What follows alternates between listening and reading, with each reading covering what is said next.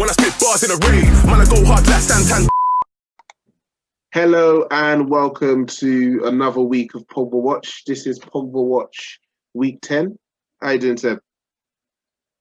He's saying, bro, you know, my boy Pogba doing the damn thing. Yeah.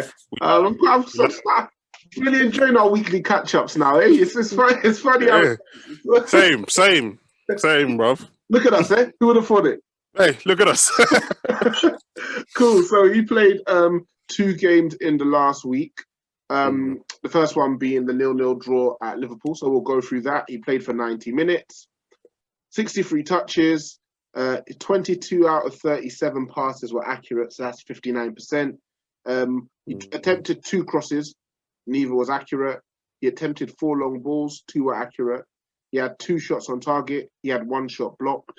He attempted 2 dribbles. 1 was successful. He missed 1 big chance. He won 5 out of 10 ground duels, 2 out of 3 aerial duels. He lost possession 28 times, didn't commit any fouls, was fouled 3 times, was offside once, had 3 clearances, 1 interception, 1 tackle, and was dribbled past twice. What were your thoughts on his performance in that game?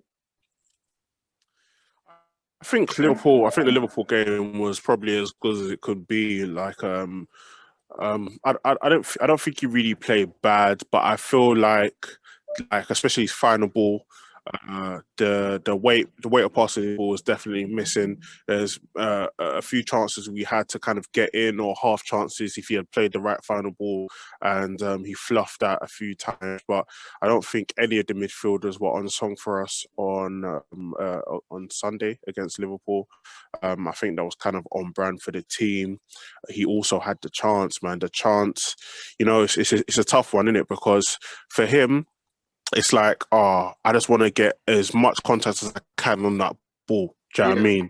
But I think he had enough time to pick a spot, and he just needed a bit more composure.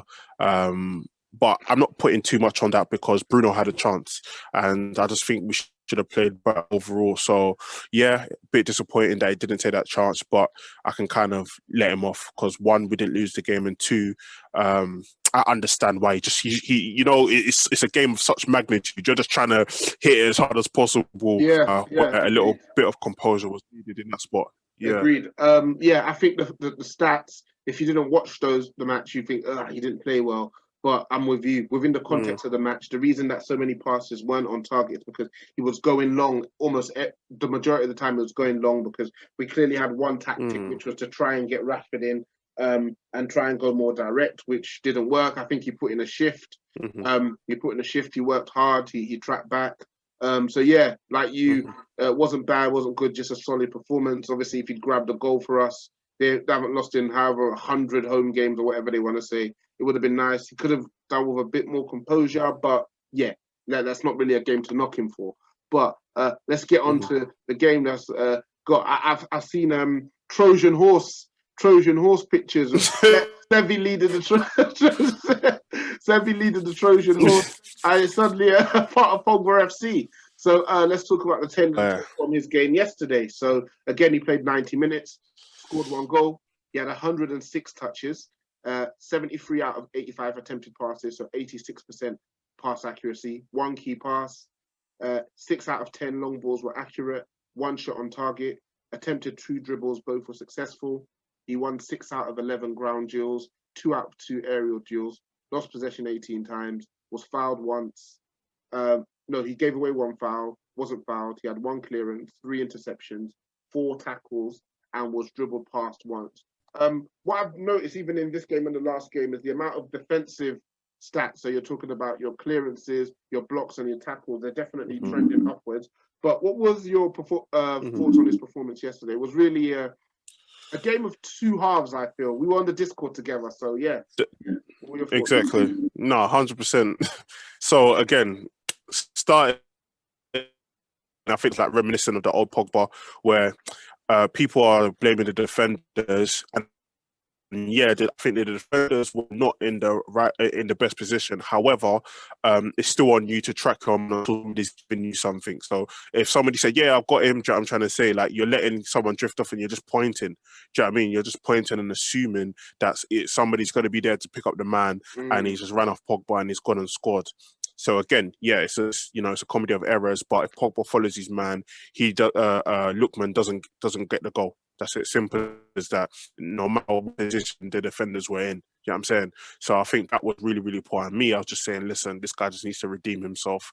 And I think, like, again, the first half, Fulham were all over us pretty much. And I don't think he played bad, but I don't think he played too well. However, the second half, he kind of like stepped it up, was getting more into the game, picking up the ball from deep, combining. And again, got the goal. And the goal, again, people are saying bad defending, but for me, I don't think it's bad defending, because as a manager, what I'd say is show him inside, yeah, and show him on his left foot. And he's got to have to have it's got to have to be a wonder strike for him to shoot with his left foot and for him to beat the keeper from where he was. And that's exactly what it is. So for me, Fulham are when you always show a player on his weaker foot, and if it's from that far right, more time your keeper is going to get it. So that's what they're assuming. So they've obviously let him shoot, and unlucky for them, it's rifled straight into the net. And that's like, those are the things that I've been calling for. It's like, Bruno right now, he had his period in the first half where he was playing well, but when he's not playing well, or say Rashford's not starting, we need a third man. We need some was literally slotted into that role just as the forms dipped. Do you know what I mean, of the other two?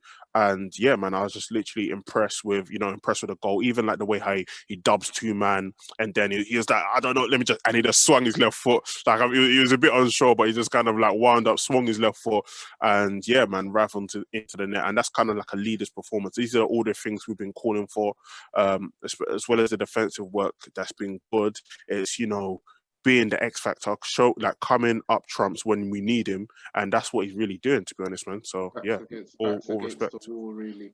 Yeah, I got to agree. It was a game of What do you think? Yeah, it was a game of two halves, definitely. For him, grew into it as the game went on. Some people are more pointing at Bailly and saying, why didn't Bailly pick him up? Lookman, that is. And I think I did my reaction to the game, and I mentioned Pogba, and in the comments, somebody's like, right, you're blaming Pogba for that. Listen, it is what it is. But yeah, he's carried us, and he's been doing that for the last few games now. And this is what I'm saying, and this is when people do the unleashing Pogba, unlocking Pogba thing. Yeah, is when a player plays well within themselves. If their teammates then let them down, like for example, he's creating chances, strikers aren't finishing. He's kind of controlled the tempo, and the guys behind him are making mistakes. The odd time somebody gets through, he would be forgiven for that. It's when you are the better player on the pitch, but you're not lifting yourself above the others, and you're looking as average and sometimes even worse than those guys. And 100%. We've been discussing why he suddenly started to play better. I think something Rio mentioned it after the game. He's making quicker decisions. Like we've always spoken about, Pogba holds you off until somebody comes and takes the ball from him. Think about it. How often does he do that nowadays? I can't think of when he does that. Either he's rarely. Very rarely. That was a statement of this game back in the day. We'll call it back in the day, because I think why he's playing like that now, I think that attention Bruno gets, the confidence in Bruno, even when Bruno's not playing well, I think even his teammates know he's going to do something. So Pogba doesn't feel that pressure like I have to do everything.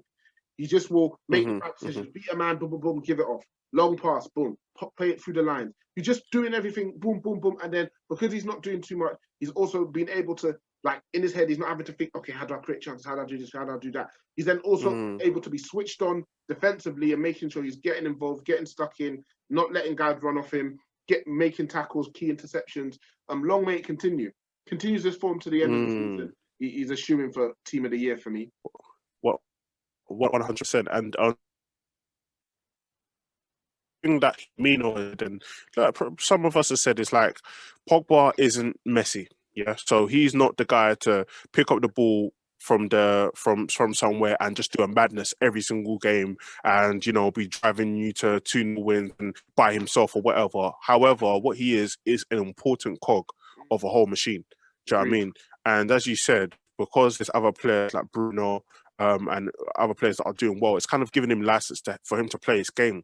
And also on top of that, because there's other players like Bruno, Rashford's probably is in form, Lindelof, Bailly, Wan-Bissaka, Shaw, you know, defensively, they've been very good this season. So because they're doing well, it's like, all right, cool. Even if he has a bad game, it's not really up to him. We're still deciding games regardless. Do you know what I mean? And then when the others are playing shit, he's deciding games. So I feel like that's kind of balanced out the team. Like it's much better. Whereas again, like just relying on one person or two people, it just doesn't work and it's not sustainable. So now Pogba's carrying the reins. Hopefully, some other two attackers can pick up if he has a dip of form. Yeah, essentially. So like man, we're doing this by committee, really. We've been looking for somebody else to be consistent, but it looks like game on game, different people are contributing, and that may just end up being our thing. Proud and passionate, man. Okay. Facts, proud and passionate.